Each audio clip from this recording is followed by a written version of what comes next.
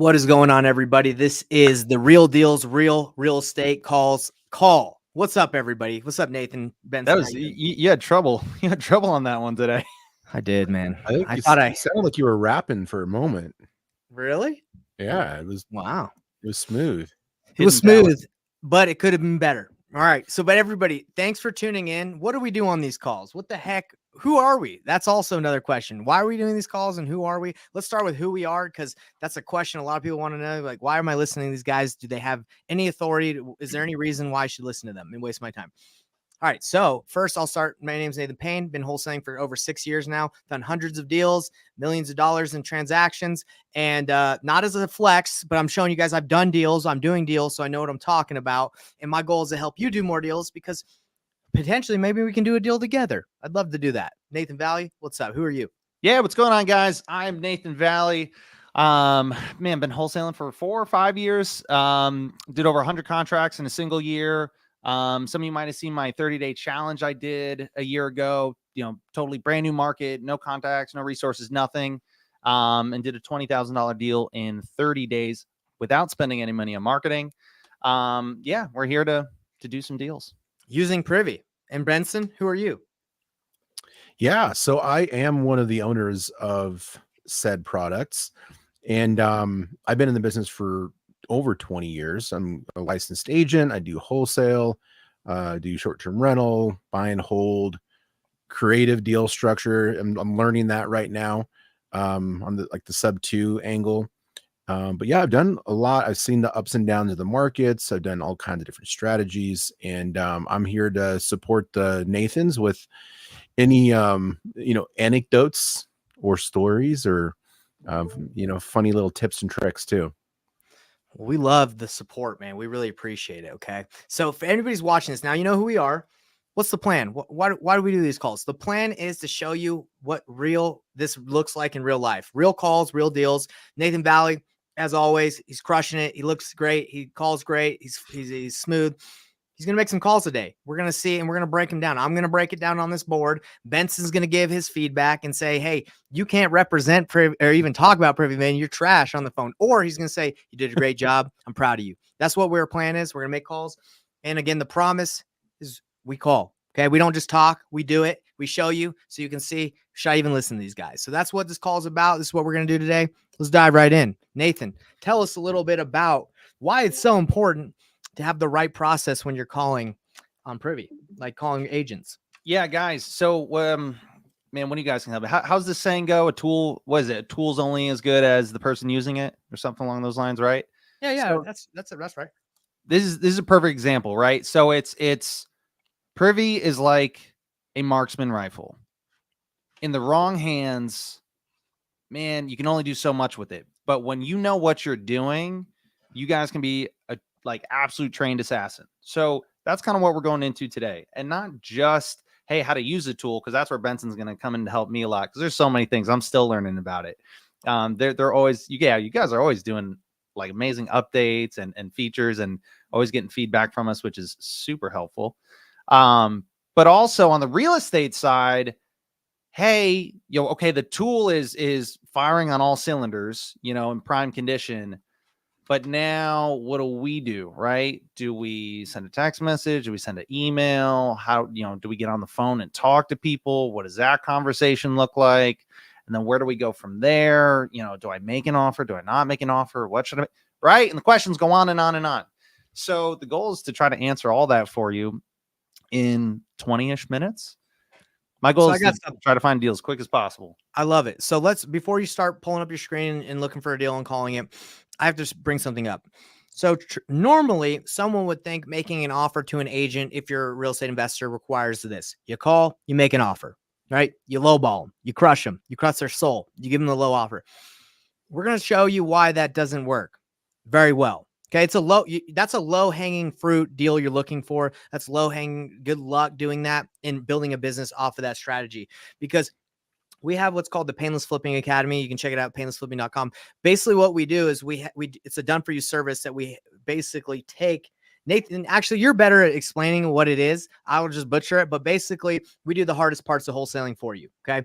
And we had someone submit a property that we gave an analysis on. And really, like, what, she's awesome. She's learning. But she basically was like, I made a low offer. What do I do? Why didn't I get? And I explained to her, I said, hey, you need to watch the video Nathan Valley did last week. We're going to do it again. But just submitting the low offer is not how you get deals from calling agents. So that's what I just want to bring up. It's not about just making the making the low offer. You have to be tactful about it. You have to be strategic. And that's what I want to talk about today, Nathan, because I think for Joyce that submitted the deal, she's awesome, amazing. I want to give her that answer of like, what is she looking for when she's making that call? It's not about just establishing contact and making a low offer. What does she need to do so she can actually get this further? Does that make sense? 100%. And yeah, guys, that's why maybe if we're able to do them quick enough, I'd love to show both examples, right? Show you guys, hey, here's what a good conversation can look like. But then also, here's what the bad conversation looks like. That'd be actually kind of fun. We should do both of those live. Does anyone want to see, hey, it goes smooth, and then also one where it crashes and burns? I would. Yeah. Dude, let's do it. Did you want me to go over a little bit as far as what we're looking for in the conversation? I think so. I think it's really important because, again, most people think doing a deal, let me just call and make a low offer. If they accept it, I got a deal.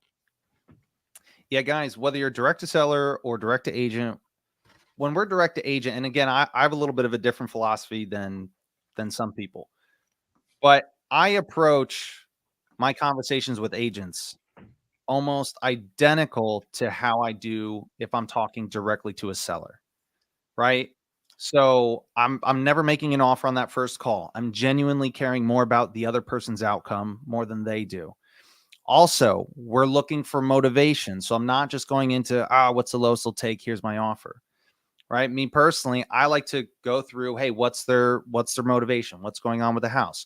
What other things are valuable to them other than price? And trying to uncover all the information that I can that surrounds this specific property and this specific listing. Right. And once we uncover all that information, then get a feel for, okay, how much, is this an opportunity? Right. Is this a qualified lead? And do we think we have a strong chance of getting it to a price that we need to be at? There's a term for what you just described. It's called building rapport, right? So you want to build rapport with people so that so they feel good enough about talking to you about either the property or themselves and their needs. If you don't build that rapport first, then getting any sort of valuable information that can help them and yourself is going to be next to impossible. And if that's just all done through just talking, having a personality and asking questions, being a good listener. Yeah. And did you notice, guys, none of those answers when it comes to building rapport was, oh, you like cats, I like cats too.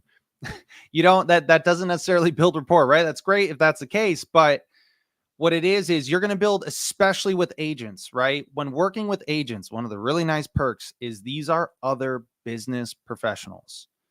Right. So when you're working with an agent and just in the business world in general, one of the best ways you can build rapport is just by demonstrating this is somebody I would like to do business with. Right. I don't really care what, they like in the person, what football team they like, or if they like cats or whatever. But if they do business the way I want to do business, that's all the rapport I need. So are we ready to hop on in? Let's do it. Ready. All right. Let me share my screen. And I like what you said, Benson, because, it just makes sense. Like, really, I think the reason why a lot of people don't do deals that are on market is because they look at it. It would just make sense. Let me just make an offer and you say yes or no. And I just got to do a lot of those. But you're dealing with a human being. You're dealing with an agent that doesn't want to suggest you should go with this offer if they don't trust, feel good about that. Right. So you're dealing with them. They're in the way. Right.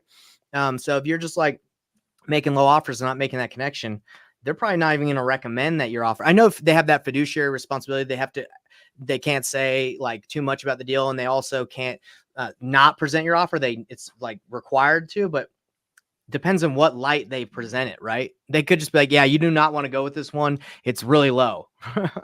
Right? So you definitely have to get the agent on your side. Yep. 100%. Sorry, I was just moving some stuff around real quick. And then one thing I want to explain. So, guys, the first thing that you saw here. So in my email box, do you notice how all there is privy emails? That's it. So just a little pro tip. When you sign up for privy, and Nate, just let them know whatever the promo code is. You guys will get a special discount. When you Painless. guys use Privy, Painless. Payneless. Painless. I highly recommend creating a new Gmail account, and that way this email will only have your Privy real estate deals in here, right? And guys, Privy does all the hard work for me, right? I set up my filters, all right? I sign up for Privy, I get my filters set up, and now Privy is doing the hard work and only sending me the deals that meet my criteria. So this is the first one. So in this email they could today, do we've a got brand new email, or they can just make a folder and have it go to there.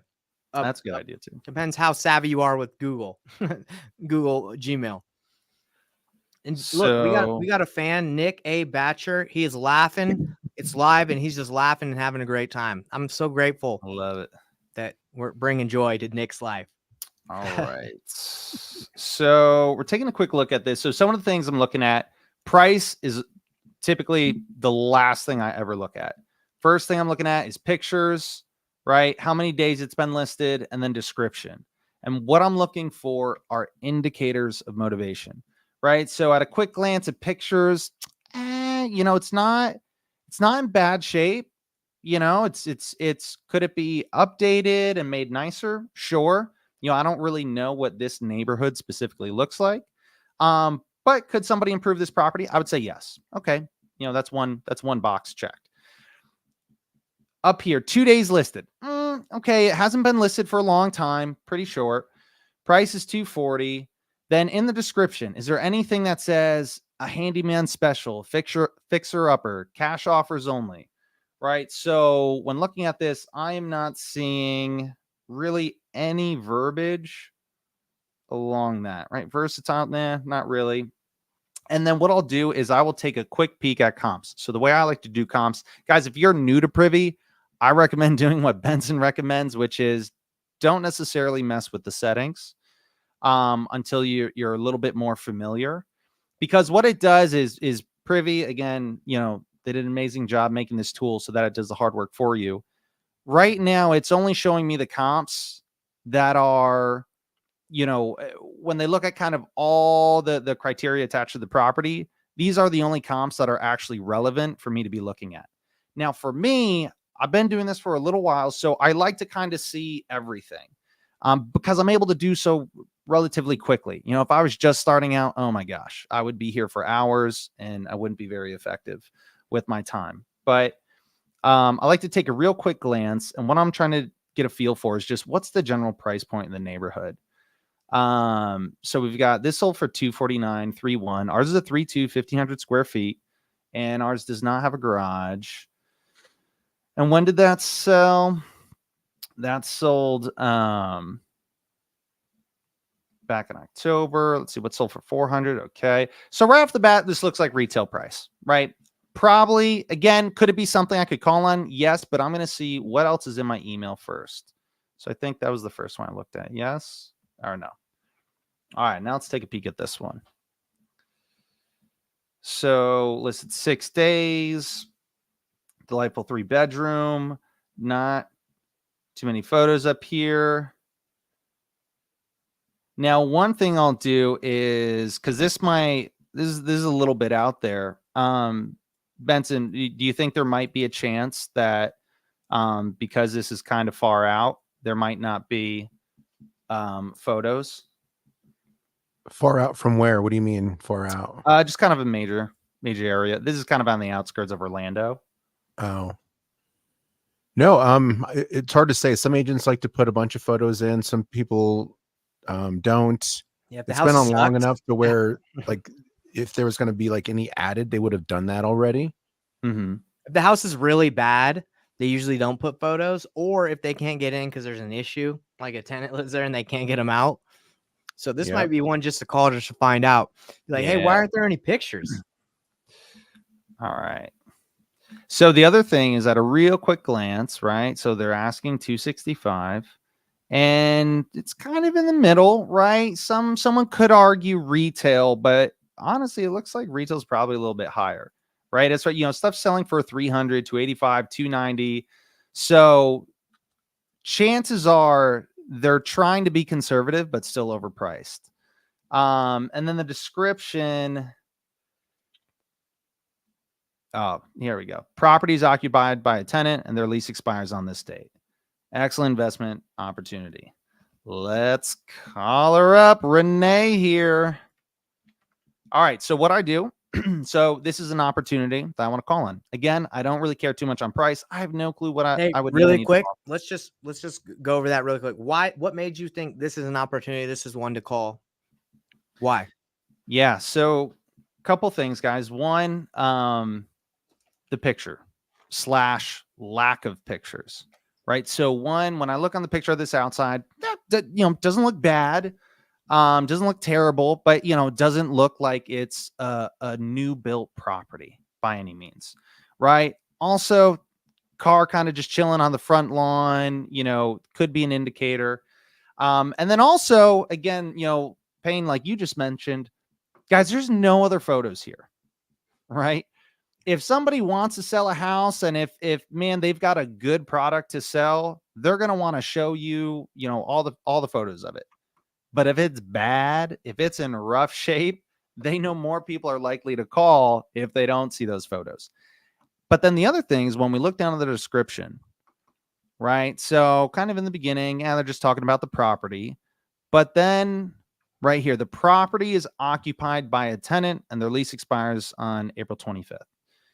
So one thing, if it's a tenant occupied property already, I'm, okay, this was, Needs and work. this doesn't look like an Airbnb quality Mhm. type of investment property, right? That would at least just be my guess off the bat. So strong chances that the house could be really, really kind of worn on the inside. And then on top of that, they say, hey, would make an excellent investment property. So what What I love about this picture? Out of all the pictures of the house, they picked the one that the guy's parked in the drive on the lawn. Now that might just be normal in that area, but I'm finding one where there's not a car parked on the lawn for the one I see. right. Where I'm Right. trying to say. So there could be issues with the tenant. We don't know, right? There's a lot of About to unanswered find out. questions. Okay, But Nate. again, we're Sorry, just Nate. trying to figure out, is it worth calling on? And the answer Yeah, is so yes. you said why call? We got no photo, just one description said investors and then parked on driveway, one photo. So really it's just like, okay, the price, because the thing is price, like if you base everything off of price, if something is priced really good, everybody's going to call it. So I don't really care too much about what it's listed at, to be real. Like it can't, even if Right. it's like overlisted. I did a $26,000 deal on a flip that was listed so high, but I was like, it has all the indicators other than price. So we called. Eventually, we were able to do the deal once that they know what he was offering, what they wanted. So the market will dictate if the property will sell. And usually if they're way high, but the house has these indicators that it's not, it's a flip, they find out real fast, right? So And don't then let the price shake you. That's all I'm saying. Yeah, 100%. Guys, price is for how I do things. Price is the last thing I look at, the least important. But I will say when we do look at price, right? Not that it's priced at, a smoking deal, but it is kind of just in the middle, right? They're not kind of pushed up at a ridiculous number that's like outpriced for the entire neighborhood, but they're also not the absolute lowest. So that alone, the fact that it doesn't look like they're trying to push the bar and get the absolute highest is an indicator to me. All right. So now next step. Okay, there's a property I want to call. So right here, we've got the agent and the brokerage. So I'm just going to copy that information. I'm going to go to Google. I'm going to paste. Click on one of the first ones I see. All right. Office number. Sometimes it's the cell phone. So let's call. Let's see if we can get a hold of Renee here. All right, we got 407 908 5355. Yeah, price is a funky one. It can throw you off. So look for what if you can add value. That's the most important thing. Can you add value to the deal?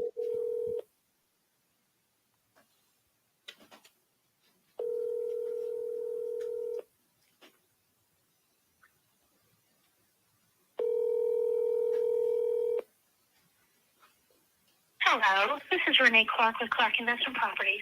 I'm sorry I can't answer the phone right now, but if you'd be kind enough to leave a message. Do you guys think that was an office number? Sounded Yeah. like an office Yeah, number. Clark Investment Properties. She Interesting. should say it was her Renee, cell though. phone. She said her name. That's true. Good call, guys. She could be a one-person office.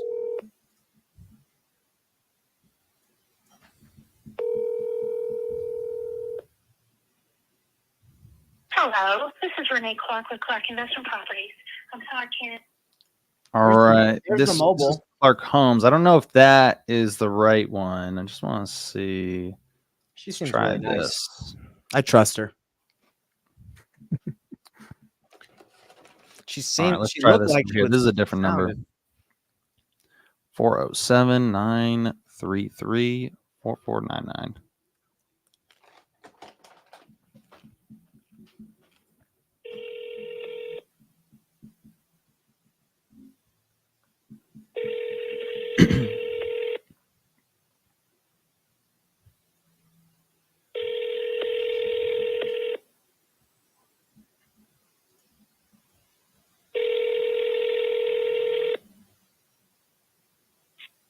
Hello. Please leave a message after the Come on, Renee. She's making it hard on us.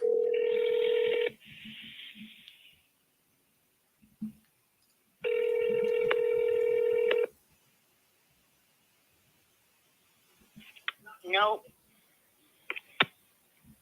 Hey, Renee.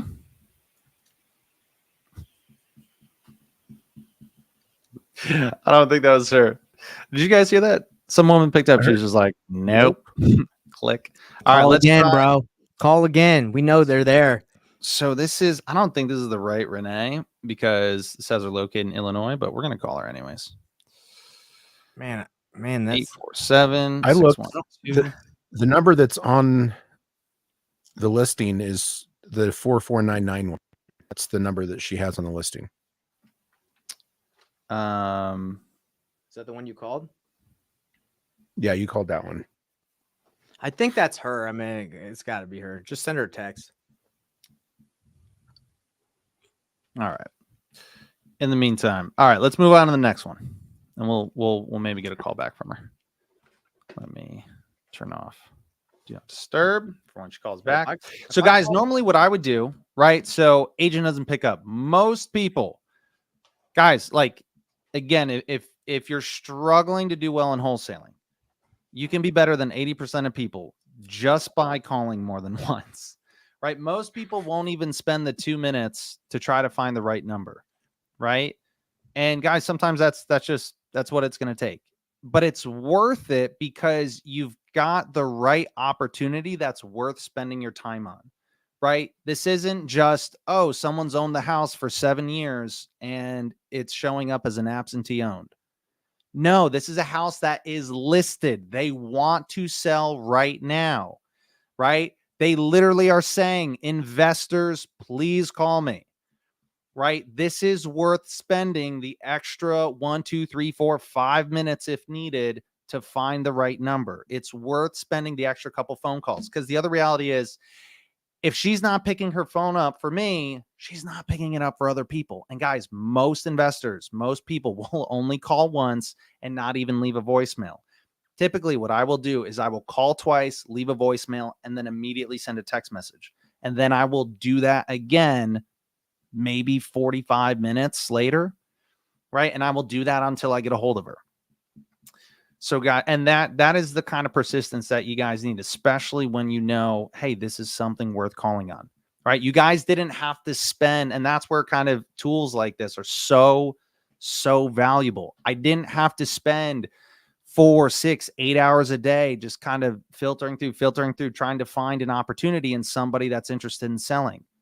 We found it in 10 seconds, right? We've got the right property that's worth spending our time on. We've got the person that wants to sell. We've got the type of property we're looking for.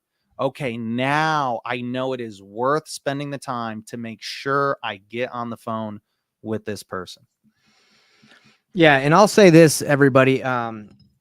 If I hire a real estate agent and they didn't answer and I called them 3 times, texted them and emailed them, they don't respond, they're fired. They're done. I'm putting that in their contract. If you don't answer, can you believe that? That's crazy. So I'm already calling this. Let me tell you guys why. So 1, listed for 76 days. Love that.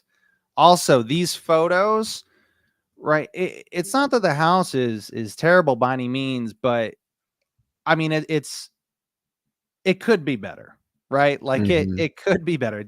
It's not absolutely terrible, but it's not great.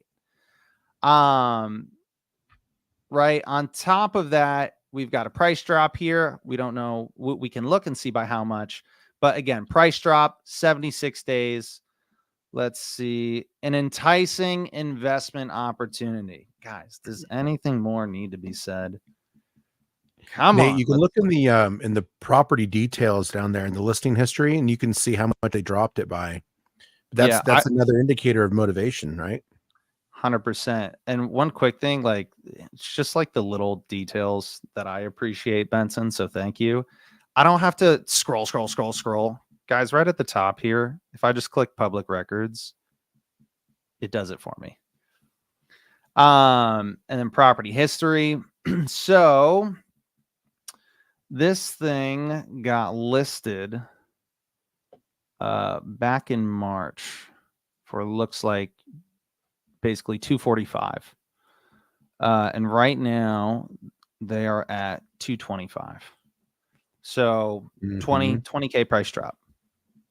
So which is good.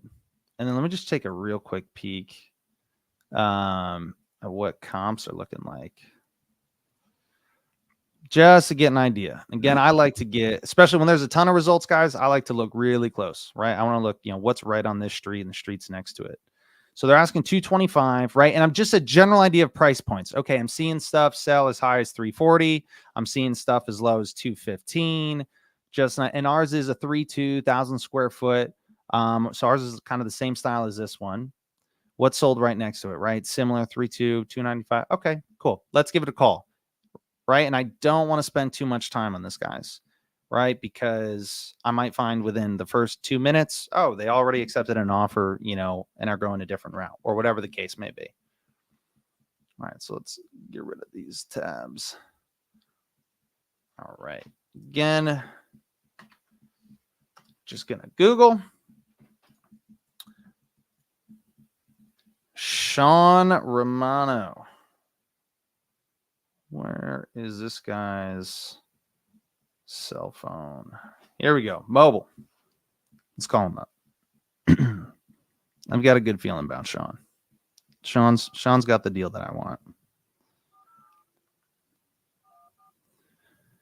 4976.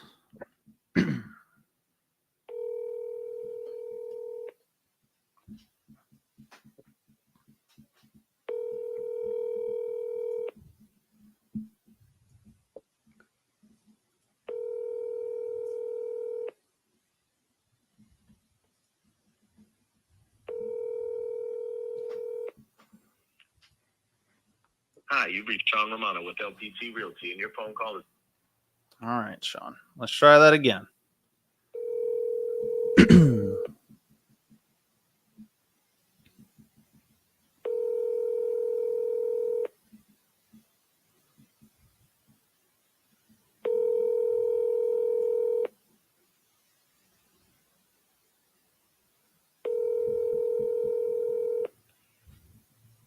Hi, you've reached Sean Romano with LPT Realty, and your phone. All right, I want to get a hold of him, so we're going to call a third time. I typically only do twice. We're going to do a third time for this house. Sean Romano speaking. How can I help you? Hey, Sean, it's Nathan. How you doing? Good. How can I help you? Good. I was calling about a listing of yours. I apologize. My phone when I tried calling it was being funny going through. Oops. No, that's fine. What did you need to know? Yeah, I was calling about the one you have on Forest Grove. Okay. Yeah, I was looking at it as a potential investment opportunity. I'm interested. I was wondering if you could tell me a little bit about it and anything in particular you think would be important for someone like me to know. Well, the tenant doesn't move out until December 31st, so that might be a problem for you. Is the tenant paying? Excuse me? Are they paying? Yeah. Okay. Yeah. No, that's not necessarily a problem. Yeah, the lease is uploaded in the MLS. It's 1,500 something though. Okay, so there's a tenant in place. They're paying 1,500. 1,550 or something like that. Okay. Cool. What are they looking to stay there and renew the lease? I already asked him if they take cash for keys, and he might as well have just said no because he told me $10,000. Got it. Okay. So they're in there. They're paying him roughly 1,500 a month. What's kind of the general condition of the house? I mean, you got a 15+ year roof. You got a newer AC. It does need to be repaired, but it is newer within the last couple of years. The landlord's just being kind of stingy right now. He's just trying to sell, then do the repairs because he doesn't want to give people extra shit to ask about or ask them to fix. Sure. They'll Yeah. just take care of it when it comes around if necessary. Yeah. The water heater, I have no idea, and he has no idea. And the plumbing, he has no idea, and I have no idea. Man, my guess is sounds like between the cellar and this house and everything, this one's probably been a bit of a headache for you. Yeah, oh yeah, all three. Got it. His. Has he got two others he's looking to sell too? Yeah. Got it. Are they listed? 1629 Hastings Drive in Deltona, and then 5030 Indy Atlantic Drive, Okay. Orlando. What for this one on the 5030 has a tenant that he renewed, so they won't move out until April next year. They're on Section 8. They're paying a way larger amount. Okay. And 1629 Hastings is vacant. Does he have any interest in selling them all together for making something work? Potentially, yeah. Okay. And my number one thing, I'm sure you've gotten a million calls and a million people just kind of hitting you guys with low offers. Like 6 months. So yeah, or not 6 months, but like maybe like 4.5. Got it. Yeah, I mean, my goal, one thing, I'll just be transparent with you. My number one goal is to never insult you or the seller with a low ball offer. I know how investors can be sometimes. Well, I can tell you where they are now. They've already had price reductions of probably around 10K or 20K. And doesn't listen to my advice very much. Mm-hmm. And he wants to play the reverse role. Instead of moving up, we're moving down. And he just gives me a lower price every couple of weeks. Got it. So, it's not that it would be disrespectful. He'll just say no. Okay. Got it. Where they're at right now, I would aim between 5 and 10 less. Got it. Okay. So he's at max 15. Okay. That makes sense. Do you have an idea for the work that does need to be done to the house? Did you guys have any kind of just ballpark estimate? For you. Got it. Like GC numbers. When is that's all right. So listed for a while. I guess what's his situation? Is he it sounds like he's got no problem with sitting on it. I'm sorry, what was that? He's trying to get rid of his last 3 properties in Florida and maximize profit. He's an investor himself. I mean, when you can say to your investor, would you buy this? No? Okay, so what the fuck makes you think everybody else will? Okay, all right. I hear you. But, they don't always listen. So. And my guess is he's probably not open to doing any kind of financing or anything like that, right? He was open to do financing, but he was saying, like, it's not going to be some bullshit interest rate that's stupid cheap, and it's not going to be something that will also last forever or a stupid long time. He's making it like somebody had asked previously, and I have like a copy and paste that I sent anybody else who asked to kind of what he responded to the seller financing. Mm-hmm. And I can send that to you. I'll just have to find it. It'll probably take me a few minutes. It's okay. I mean, honestly, I would say right now, if I'm just being completely frank, I probably would be wasting your time, Sean, if I were to be honest. I don't want to do most that. Most of the investors that are calling, if they're under 200, I'm telling them, yeah, just don't even worry about it. Right. So what I'll say is, why don't you hang on to my number? If it is, and again, right now, and I'm not saying, I don't know exactly where I'd need to be at, I'm not saying I'd be at like 150 or anything crazy, but it just sounds like, given the circumstances right now, it sounds like, yeah, there's, he's not interested in budging at all.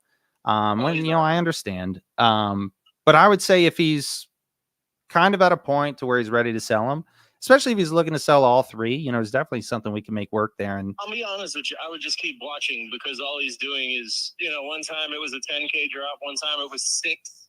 Like it's just, none of it makes any sense to anyone. So I would just keep watching, honestly.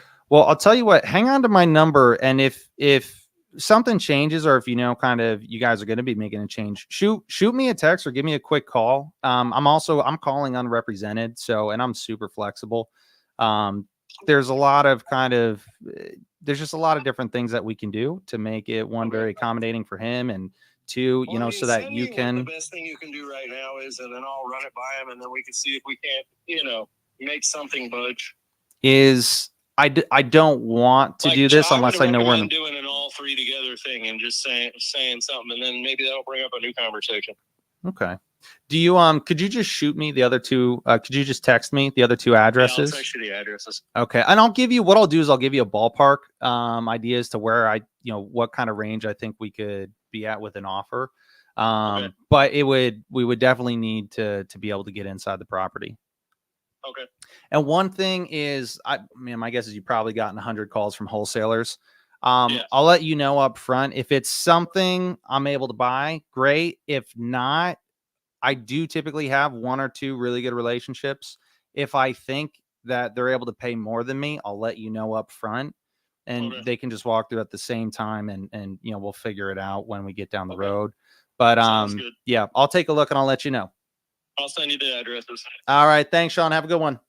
You too. Bye. All right, bye-bye.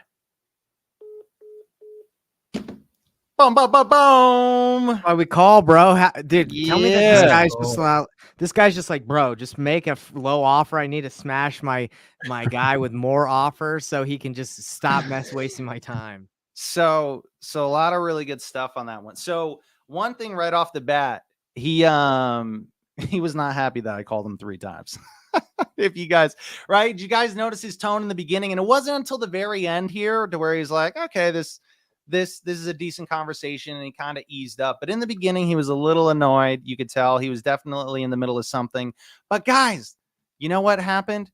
Yeah, he picked up. He sounded a little agitated, but I've still got my birthday, right? So, it's only a phone call, people, right? They'll be okay. And honestly, at the end of the day, whether he sounds like it or not, I promise you, people that are serious about this business, especially somebody like this guy that's dealing with these headache properties, he appreciates a serious investor going above and beyond to try to make this deal happen. Because as you could tell, he wants nothing to do with it, right? He is done with the seller. He's done with these deals, with these listings.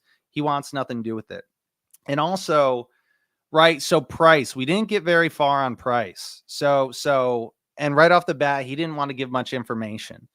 But we kept kind of probing a little bit, kept asking questions, right? And seeing kind of what the options were. And so the other thing, the big thing was, I didn't just say, yeah, we can submit an offer at 150. One thing we did by the end of this phone call, he's sold on wanting to work with me. Right? Like, he's going to go a little bit of an extra mile for me in the offer that I make, because he's like, you know what? This sounds like there could be potential there. All right. And that's why we take that time, because we need him on our team, because we need him to try to sell the seller on working with us. And guys, this is why the highest offer does not always win. Right. Mm-hmm. And also, the other big thing, did you notice how we told him we were going to be wholesaling this property? Right. Yep, I don't know, slick. Don't need to worry about an assignment clause. I don't need to worry about, He didn't oh, care. my He was like, contractor's coming to look at dude, it. if you can get this thing done, for who cares? Just do whatever you got to do.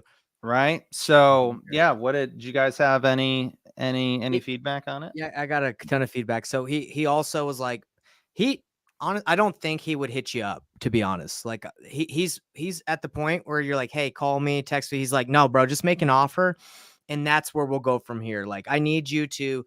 He did just text me the 3 addresses. Good. But I don't think I don't think like most agents that I've said, like, keep my number, hit me up. They never do. Yeah. Great point. I just want to piggyback off that. Yeah, guys, never listen to them on, right? Like, he's like, oh yeah, I'll keep in touch. Right. So I set that expectation with him. But typically what I would do is immediately after the call, I would send a text message saying, hey, great chatting with you, blah, blah, blah. Just send me those 3 addresses when you get the chance. He already did it. And then, right, this is one that we would want to follow up with the agent until the seller's ready. Yeah, no, exactly. So you definitely going to want to follow up with that guy. He said, dude, just check this thing every like week, because this guy's just randomly dropping the prices. I don't know what he's doing. He doesn't listen to me. So that's another thing, is like, this is going to sell. This is going to sell to somebody. He wants it done. You just have to be honest. So this is something I would keep looking at. And the other 3 he sent you, he's done. You can tell the guy's done. He doesn't want to spend any more time. If my opinion, what I would do is I would just be like, bro, I looked at the numbers, like, just from the information I have, this is where I'd be. I know it probably won't work, but just send it to him. And then me and you can work together to whittle him down. Cause this is where it seems like this property is. That's how I would kind of attack it, is like, look, you want this done just as bad as I want a deal. Let's work together. Cause the investor is not realistic that's trying to sell this, but maybe we can work on it together. If you can develop that trust, that's how this deal gets done. Versus when we first started this call and we said, people, they think if they just go make a low offer, that's it. Guys, you're about to see what's going to get this deal done is the relationship with him and the agent, and working to form a deal, like make an offer that's going to make sense back and forth. Right. That's my opinion. Benson, do you agree? Yeah. What's your thoughts on that? Yeah, no, I think you're right about that. The only other thing I would have added to that at some point, and maybe this isn't a follow-up call, is, do you come across these kinds of properties often? If you come across anything like this and you have these troublesome, investors that maybe you don't want to get into another listing like this again, and you just want to sell it, just call me directly and we can work this out before you even put on the MLS. Love that. Yeah. And that's a really important point. And so to clarify, if by the end of the conversation, it's like, okay, this is a dead deal, I'm not going to be following up with this person, then I always bring that question up. When I get off a phone call like this, to where the next step would be, hey, let me look at my numbers and I'm going to give you a call back. On that second call, if it doesn't go anywhere, then I'll be like, hey, well, do you have anything else? I like to, if the property I'm calling on, or that I'm talking to them about, is still an opportunity, I like to keep the focus on just this one opportunity and just kind of knock them down one at a time. But excellent point. Like, yes, whether it's on your first call or the next call, it is always better to ask than to not do it at all. Whether it's your first call, second call, doesn't matter. Always, yeah, definitely ask. And then another thing I want to say is, you called 3 times, and I wrote called 3 times and he answered. Look, guys, how many times have you called someone, they see your number, and you call once and they're like, I don't know who that is. You call twice, they're like, it's probably spam. And then 3 times, they're there, guys. Benson, do you have your phone on you? Nathan, do you have your phone? Can you just hold it up to the screen? Guys, we live in a world, people have their phones glued to their faces, their heads, their hands. You're calling these people, they see your call. I swear it's not in a drawer somewhere for 99% of these agents who that's their livelihood. They're probably just not answering because they don't know who you are. So I honestly think maybe we might have to juice this thing up to 4 to 5 calls in a row eventually, with how much it's all I'm saying is they're there. Okay. They're there. And do we, how much do we got? 5 minutes? We got 5, but let's wrap it up on the calls. Let's I was gonna see if we had a quick 5 minutes for the crash and burn call. Yeah, let's do a crash and burn call. This sounds fun. All right, Yeah. we'll make it quick. Let's this do is it. good. I didn't even think we could do a segment of what not to do. Just do We terrible. already called this one, I think. Let me call that same agent 3 times and be This like, is- I'll give you 120. Let's look at one from yesterday. All right, guys. So this is gonna be what not to do. All right. So this is a rehab house. Let's call this person up because the numbers don't matter. It's been listed for 1 day. Perfect. So guys, this is gonna be what 99% of people do. And I feel so bad for Joseph, who we're about to call here. Right. Don't be rude, but this is what everybody does. I'm You guys curious gonna to see see what how- you think everybody does, because maybe it's true. I know, maybe right? it's Imagine not. I'm totally wrong. People are like, oh my goodness. What are you doing? All right. So 813-766-4266. You know what's gonna happen? It's karma. And the guys just be like, yeah, we'll take it.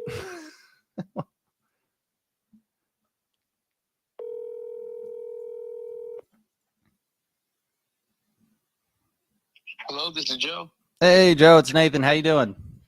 Good, good. I was calling about the listing you have on 20 or 30-second, not 20-second. 30-second, yep. Yeah, I'm interested. I'm looking at it as an investment opportunity. I see you got a listed for 285. I was wondering what's the lowest you think the seller would take? Not sure. He just went on vacation today. Just hopped on the flight, so roughly around that number. Okay. He's not desperate. I got like 5 other properties listed of his. And they're not moving either, so he's not looking at jumping on anything too low. Got it. That's tough.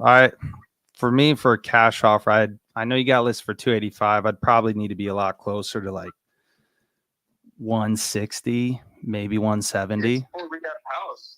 That's what we bought it for, to flip it. Oh yeah. So is that a no on the offer? Yeah, man, that's a full rehab house, man. All right.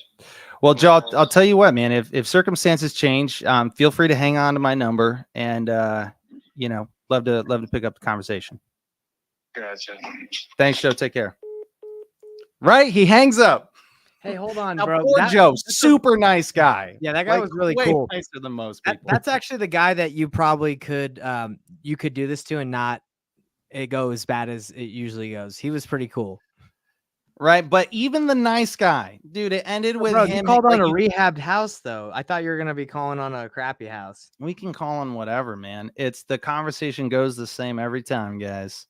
Right. So you're gonna get when you start off that way, right? I'm just saying, if we were to have the same conversation, if I was to call him back with a different phone number, I promise you it'd be a world's different conversation, right?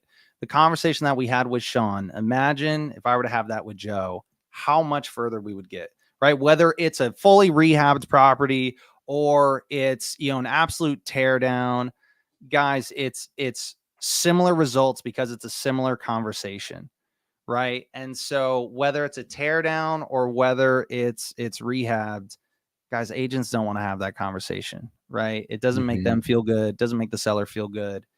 And that's why, we do this, is so that you can see, oh yeah, there is a world's difference between what one person's doing and what the other person's doing. And it's not just about, oh, let me submit an offer, right? It's building the rapport, uncovering all the information and really having a conversation. And most importantly, guys, what was the number one thing I didn't do on this call?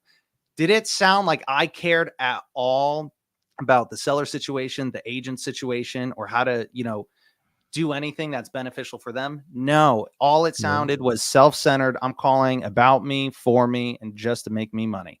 Right. And guys, yes, we're in this business to make money. There's nothing wrong with that.